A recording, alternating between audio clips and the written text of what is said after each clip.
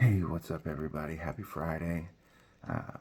Praise the Lord. He sustained me through another work week, gave me the grace to overcome. As it is, as you get tired or stressors from work come, our guard ends up coming down a little bit, and those are areas where Satan can maybe sneak a jab through or catch you with a punch that you don't see coming. It's like, whoa, where'd that come from, right? Um, but no, it's been a good week, and it's been hot. It's been hot. My principal at this school, she doesn't like to give up much of the budget for air conditioning, so I have a little fan on, but it's cooking. It's cooking. Um, Speaking of which, it is currently 54 degrees, going to be a high of around 75. Little to no chance of precipitation during the day, but the likelihood rises overnight. We are in a study of Song of Solomon, and we are finishing up chapter 1. Got a few verses left here in chapter 1, and we're going to pick up. Let's pick up in verse 11. He says, so this is the others. This is the daughters of Jerusalem. We will make for you ornaments of gold studded with silver. Right? So they're supporting their relationship. They not only are they supporting the relationship, they are wanting to help the woman look good, right? So they're trying to not look good, but enhance her beauty to kind of, I don't even know how I'm trying to say it, but they support it, and they're trying to enhance her attractiveness. Not that she's not attractive to him already, but they wanna give her ornaments, right? Ornaments that are gonna last, right? So they're trying to help it make it last. They want it to last. They want it to be. It's the type of relationship that the church supports. They pray for. They lift up. It's the type of relationship that is good for the community, right? It's the type of relationship that is supposed to signify or be an image or a mirror of Christ's everlasting relationship with his bride, and his bride that is to be lasting, like fine jewelry, like an ornament. Okay, like an ornament of gold studded with silver. So it should be blingy. It should be catchy. It should be something that's not going to rust. It's not going to fade. If it gets dirty, you just kind of wipe it off, right? Doesn't become stained, right? It's the type of relationship that the church supports, that God supports, that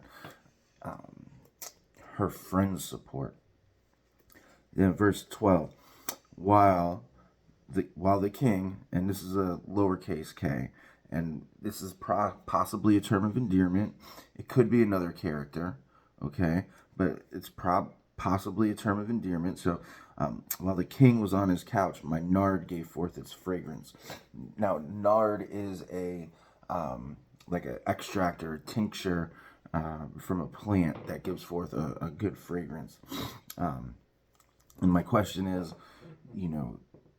men, do you love your woman's funk too, right? Because we're all gonna stink. Sometimes good, right? Sometimes it's a beautiful fragrance, but sometimes it's not. In the metaphorical term, with me, I'm a pretty stinky dude. All right, my wife puts up with a lot, and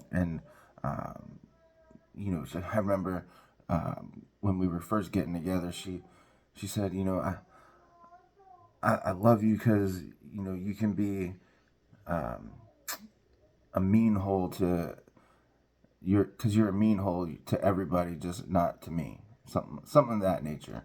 I was like, oh, okay, right? Because but that fragrance was just for her, right? That fragrance was just for her, and there's a lot of people that can't stand the way I smell, right? But she loves it. So, men, do you love your woman's funk too?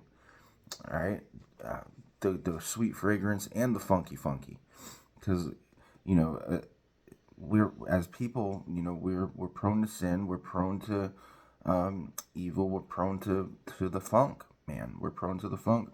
So, do you love your woman's funk too?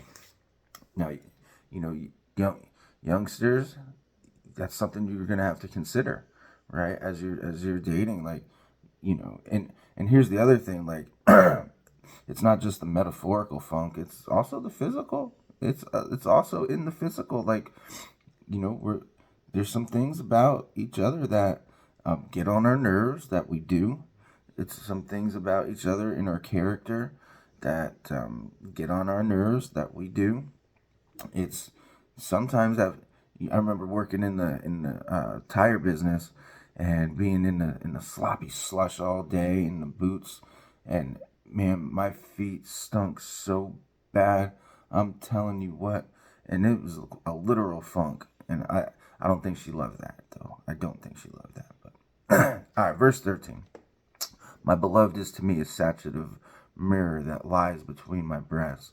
My beloved is to me a cluster of henna blossoms in the vineyards of Engdi. Engdi. I don't know. So is to me, right? My beloved is to me. You see that twice. My beloved is to me. 13. My beloved is to me a sachet of myrrh that lies between my breasts. All right. Now that sachet, it's a pouch of resin, right? It's kind of like you see it now sometimes when they have the smelly things on the necklace, aromatherapy, like an aromatherapy necklace, right? And that's so. My beloved is to me. She is, and he is to her an aromatherapy necklace. Okay, a protection that that is there, and it he helps, right? His essence, as it were, right, is an aromatherapy. It like spiritually, emotionally, even physically. We have to be for our women that block, that thing that they can go to, that they can stand on, that calms them, that soothes them, that centers them, right? And notice where it lies between her breast, right here, right in the breastplate, right in the heart. Okay, we got to be able to center for our women their heart. My beloved is to me a cluster of henna blossoms in the vineyards of Engdi. Engdi. Now, the cluster of henna blossoms, it's a red dye, but also smells like roses. And in the vineyards of Engdi, all right. It's so Engdi is the vineyards of Engdi. So the vineyards is a water oasis, and it's on the west bank of the Dead Sea where nothing lives. Right, it's funky there at the Dead Sea. It's so much salt, and nothing can live there. It's just it's dead for a reason, and it smells like death. So to her beloved is to her this cluster of henna blossoms, this beautiful thing that makes red, this red dye, but also has a smell like roses amidst death, right? This is he is to her like life amidst death. It is that's a powerful statement, especially if you study it and you kind of know like what the Dead Sea is and where this is, and the connotations behind that. That's a powerful statement. To men, for your woman, are you like life for her? Are you like the smell of roses around death? Because here's the deal: in this world we live in, we're surrounded by it all the time. We're essentially a dead sea of people, but we've been saved again. So do we have that? Do we have that life giving aroma around all this death? Are we as it were in Leviticus, a sweet smell and savor. Are we a sweet smell and savor to the Lord by way of blessing our lives, man?